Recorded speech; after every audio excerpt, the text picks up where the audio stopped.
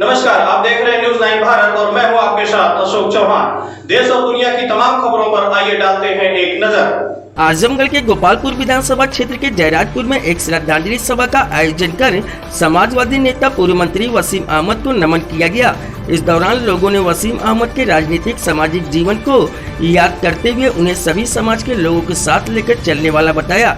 अपने कार्य के प्रति समर्पित और लोगों के हक के लिए हमेशा आगे रहने वाला व रिश्तों को निभाने वाला बताया। खास बात थी कि श्रद्धांजलि सभा में सभी दलों व वर्गों के लोग शामिल हुए और पूर्व मंत्री के साथ पलों को याद करते हुए भावुक भी हो गए। सिवली एकेडमी के वरिष्ठ स्कॉलर उमेद नदवी ने कहा कि लोगों ने फूलों से नहीं आंसुओं से नमन किया। कहा कि उन्होंने अपनी अलग पहचान बनाई तो वह मोहब्बत व सेवा थी। बिलरियागंज गोपालपुर क्षेत्र में बहुत काम किया था, लेकिन सबसे बड़ा काम किया कि लोगों के दिल में जगह बनाई थी। इसलिए जो लोग भी यहाँ आ रहे हैं वो केवल श्रद्धांजलि की रस्म अदायगी नहीं कर रहे हैं, बल्कि आंखों में आंसुओं से याद कर रहे हैं। विधायक मंत्री होने के बाद भी ईमानदारी की मिसाल थे और पूरे आजमगढ़ का नाम इस खासियत के लिए लिया जाता रहा कि ऐसा भी नेता है जिन्होंने अपने घर को जैसा था वैसे ही रहने दिया, दूसरों का घर बनवाया। ये आज के नेतागण खासकर युवा तो राजनीति को व्यापार समझ लेते हैं, उनके लिए सीख है। पूर्व मंत्री के बचपन के मित्र अनीस अहमद ने कहा कि करीब 44 वर्षों का साथ रहा। वसीम भाई एक स्पोर्ट पर्सन थे, वो इत्तेफाक से राजनीति में आए और फिर पूरे ईमानदारी से जुड़े रहे, कभी रिश्तों को नहीं तोड़ा। वसीम भाई गोरखपुर यूनिवर्सिटी से MA करने के बाद BHU से BPEd किए। वह वॉलीबॉल के राष्ट्रीय स्तर के खिलाड़ी थे। Bureau report Amit Kharwar. क्या नाम है आपका? मिर्जा शान आलम है। यहाँ पे किस तरह के कार्यक्रम का आयोजन किया गया है? क्या हमारे विधानसभा के बहुत ही प्रिय गरीबों और नौजवानों सबके दिलों में बसने वाले माननीय वसीम साहब के निधन के बाद आम जनता बहुत दुखी है। आज उनकी श्रद्धांजलि सभा है, उसी में सारे लोग इकट्ठा हुए हैं। आप खुद देख रहे हैं जिस तरीके की से लोग यहाँ पर इकट्ठा हैं और लोगों के आंखों में आज भी आंसू हैं। इस बात की ये गवाही देती है कि वसीम साहब लोगों के दिलों में राज करते थे। बहुत ही संघर्ष भरा उनका जीवन रहा है। ज़िंदगी में बहुत जद्दोजहद किया उन्होंने। कभी अपने लिए उन्होंने कुछ नहीं सोचा, लोगों के बारे में सोचा। जिस तरीके का डेवलपमेंट उन्होंने गोपालपुर के अंदर किया था उसका जो है वो मैं समझता हूँ कि थोड़ा को आगे बढ़ाने की ज़रूरत है। और कुछ रहा है वसीम साहब का? वसीम साहब को पहले मैं दिल से खिराज अकीदत पेश करना चाहता हूँ और अल्लाह ताला उनको जन्नतुल फिरदौस में जगह अता फरमाए, स्वर्ग में। और किसी ने कहा है कि आगाह है अपनी मौत से कोई बशर नहीं, सामान 100 बरस का पल की खबर नहीं। वसीम साहब की ज़िंदगी ऐसी थी कि जो ज़िंदगी वो गुजार के जितनी ईमानदारी सच्चाई से गए और बहुत सारे वाक़यात उनके मेरे साथ गुज़रे। अभी जो जितने उपचुनाव होते थे उत्तर प्रदेश में, हम वो दोनों साथ रहते थे। कहीं भी हो, मैंने जो है हमारा उनसे ज़्यादातर एक मरतबा हम गए जो है मध्य प्रदेश में, मुनव्वर सलीम साहब थे, उपचुनाव था, तो वहाँ पे एक कस्बा है बिदसा। 13 दिन एक चाँद भाई थे, उनके यहाँ हम लोग 13 दिन थे। उसमें माननीय बलराम यादव जी थे, माननीय दुर्गा जी थे और स्वर्गीय इद्दत जी थे और मैं था। 13 दिन हम लोग कस्बे में थे। और एक वाक़या ऐसा आया कि वहाँ बहुत गुर्बत थी। हम लोग तो खाना खाते थे चारही बाई किया, मगर वहाँ एक इलाका है पठारों का, ऊंचाई पर रहते हैं और बहुत गुर्बत थी। तो अपने एक हिंदू भाई थे, उन लोग हम लोग की दावत दिया, तो वहाँ नमक और रोटी से हम लोग खाए। ये गुर्बत का हाल था वहाँ। और वहाँ पे एक मस्जिद बहुत गरीब लोग बनवा रहे थे।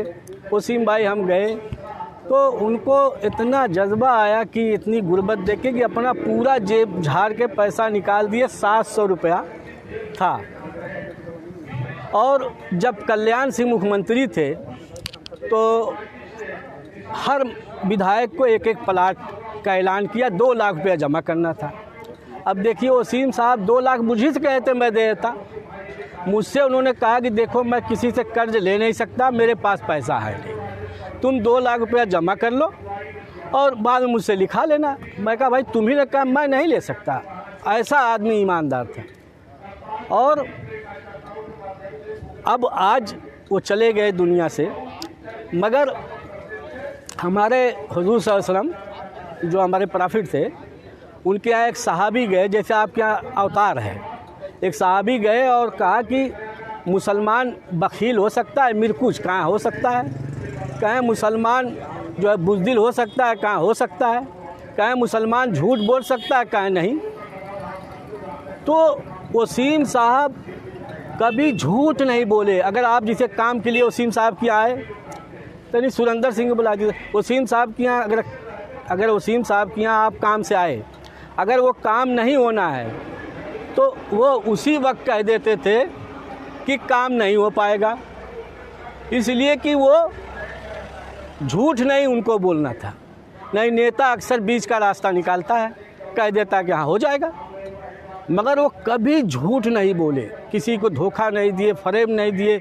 मंत्री, एक मरतबा का वाक़या है कि मैं उनके मंत्री आवास में बैठा था, ये अनीस भाई भी थे, बनारस का एक ठेकेदार आया, PWD का बड़ा ठेकेदार था, वो माइनॉरिटी था।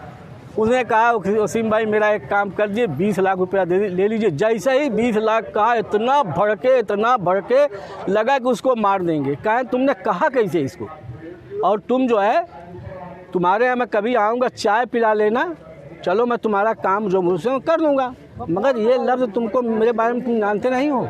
वो शख्सियत थी। और वो मंत्री रहते हुए 3 मरतबा विधायक, आप उसका कपड़ा कभी देखे होंगे सीधा नहीं रहे। जब आदमी घर से निकलता है तो 10 मरतबा उसके कपड़े पे निगाह जाती है। वो अपनी गरीबी, फटे पुराने, मुसीबत, परेशानी को झेल गया, मगर ईमानदारी से गया। मगर आज उनके बच्चे, उनके भतीजे, उनकी बीवी फ़ख्र के साथ ये कह सकते हैं कि मेरा चचा, मेरा बाप ईमानदार था। ये बहुत बड़ी बात है। हमने रामनरेश यादव जी को देखा, एक्स चीफ मिनिस्टर, 13 साल में उनके साथ था कांग्रेस में। फिर मैं यहाँ आया, इतना ईमानदार आदमी। मैं एक मरतबा उनका चुनाव था, मैं चला गया, मैं चुनाव चला गया उनको कि कुछ पैसा दे दूँ, रामधन के उसमें ऑफिस थी। उन्होंने पैसा छुआ नहीं, कहा लेके जाओ वापस, नहीं लिया। ऐसे भी लोग थे दुनिया में। मतलब ऐसा व्यक्तित्व अब बहुत कम मिलेगा राजनीति में। हाँ, रामनरेश जी यादव मर गए, चीफ मिनिस्टर। बता रहा हूँ मैं, उस ज़माने का जब रामधन के उसमें उनका ऑफिस था, तो मैं उस ज़माने का 75,000 रुपया ले गया था। आज का वो 75 लाख है, मगर उन्होंने कहा ले जाओ, मैं नहीं लूँगा। तो ऐसे भी आदमी थे। हाँ, गाड़ी घोड़ा उनके साथ में। फिर मैं 96 में सपा में आ गया। और वसीम साहब के साथ बहुत ऐसा साथ मेरा हुआ है। पार्टी के खिलाफ कोई बोल नहीं सकता था उनके सामने। अगर बोलना है तो झगड़ा तय होना है। और वो नेताजी का बहुत एहसान मान रहे थे, माननीय मुलायम सिंह यादव जी का। वो कई बार कहे कि मेरे पास तो एक साइकिल नहीं थी। माननीय मुलायम सिंह यादव जी की देन है कि आज कम से कम मेरे पास गाड़ी एक टुटई हो गई है, मैं उस लायक हो गया। नहीं, मेरे पास कुछ नहीं था। और माननीय अखिलेश यादव जी हमारे भैया, उन्होंने ही बहुत उनको प्यार दिया, लाड दिया। और हो सकता है ज़िंदगी होती तो अब की लड़ते भी, उन्होंने 100% लड़ते हो। उन्होंने कह दिया जाओ क्षेत्र में तुम अपना काम करो, लड़ो, मगर नहीं, ज़िंदगी थी। तो ईमानदारी उनका बहुत वाक़या है। अब तो मैं सक्रिय नहीं, मैं सक्रिय था अभी वहाँ कन्नौज में जो है, तिरवा में एक कस्बा है कन्नौज, वहाँ माइनॉरिटी गांव है, 10 गांव है। हम लोग वहाँ 15-20 दिन रहते थे एक साथ, माइनॉरिटी बेल्ट, हम दोनों साथ काम करते थे। बहुत सारे वाक़या है। तो